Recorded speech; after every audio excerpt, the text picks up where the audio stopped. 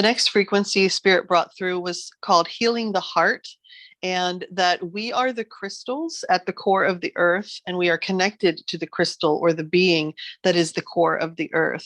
And this whole part of the reading was about being summoned to different places. And this could be both within spirit of the place within ourselves, but also externally, feeling summoned to maybe not even know why we're going to a certain place. We might be thinking we're going for one reason, Spirit said, and we, come to find out later there was a whole divine purpose interwoven with us being there. Even if it's a simple, ordinary task or chore that's, within our, regular everyday life. So through the spirit of the place, and we'll talk a little bit more of this as the reading goes on, but we are healing the heart on a personal, planetary, and multidimensional level. That was the main point, is that what we are doing right now, these nodal points, both externally and internally through meditation, are reconnecting a light grid back into place. In fact, I shouldn't even say back into place, because this one has actually never existed in the form or the strength that it is now. And we're coming into alignment with these healing energies through our conscious awareness. And once again, Spirit says we may be called to locations which hold these potent energies. And it may well be our own backyard. So this doesn't necessarily mean we need to go, scouting for spirit somewhere else. This just simply means following our intuitive nudge to be right place, right time, no matter how mundane the task it might be as to why we are there.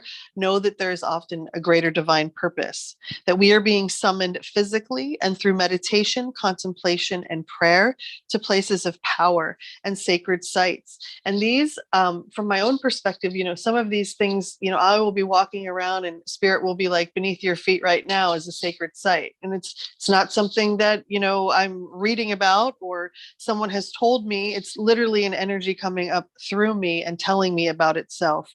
So these places of power will speak to us. They will give us energy, but they will also receive our offerings.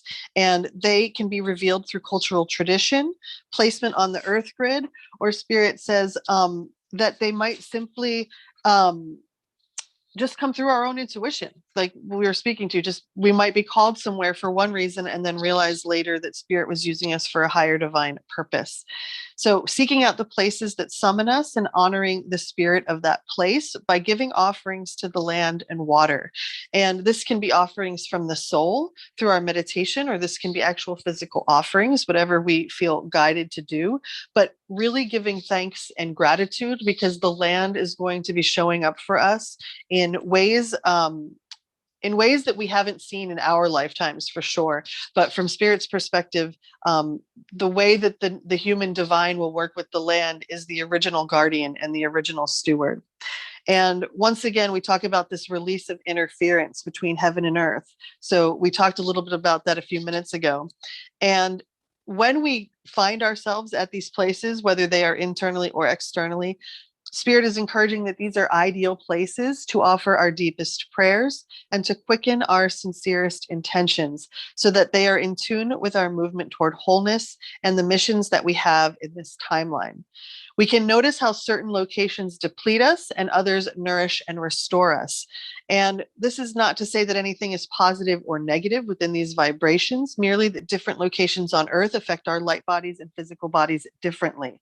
And we can also observe where we might feel disoriented versus more embodied. So there are some places that might be giving us a lot of energy, but it may also be disorienting to the physical body because it's so much spirit. In saying that, I'm being told right now, right before this call, I had to say to Spirit, whoa, like this is so much energy. Like I still have like 10 minutes, like back off a little, please, because it can overwhelm the physical body. And it took me many years of fatigue and chronic pain to understand that there was a valve that I was in control of. And I could say, hey, like my body's at max. And so we do have that authority to also say, like, I'm on overload right now. This is as much as my emotional, mental, or physical body can take. And to know that we can take those days for integration that we need, because we may find after we have these intense meditations or we visit these places that we do feel maybe out of sync from our physical weave for a little while, could be a few minutes, few hours, few days, because we are actually reweaving things on a multidimensional level. So it's not just happening in our linear time. And it can feel a lot like jet lag to the personality self that's experiencing it. The last thing here, Spirit mentions, is that we are healing the individual and collective heart. And this is interwoven with the core and the heart and spirit of the earth herself. So as we are healing ourselves, we are healing the planet. And as the planet is ascending herself, she is bringing us with her. So all of this is all according to divine plan and purpose. Even these challenging moments that begin to make us feel, that maybe we don't have a lot of allyship in the realms of spirit and soul, but we are assured that in fact we do, and that by moving to these places, like Spirit said, whether they are meditations that we are moving inward, because we can move through the multiverse, just through the realms of our interior soul, or if we're actually physically being called outward, to really listen to those nudges, because we're going to receive a lot of revitalization and also ancient wisdom remembering and reactivating within us. Does anybody have any comments or questions or topics they'd like to bring up within that? Everything is looking clear, Marcia. Oh, can I sneak one question in? Absolutely. Yeah, go ahead. This is Heather. So on the other side of that, as far as I've had those experiences of walking through a place and unexpectedly being like, whoa, this is sacred. Do you ever find places that are the inverse of that? And you're like, oh, something wrong. Something's very wrong about this space.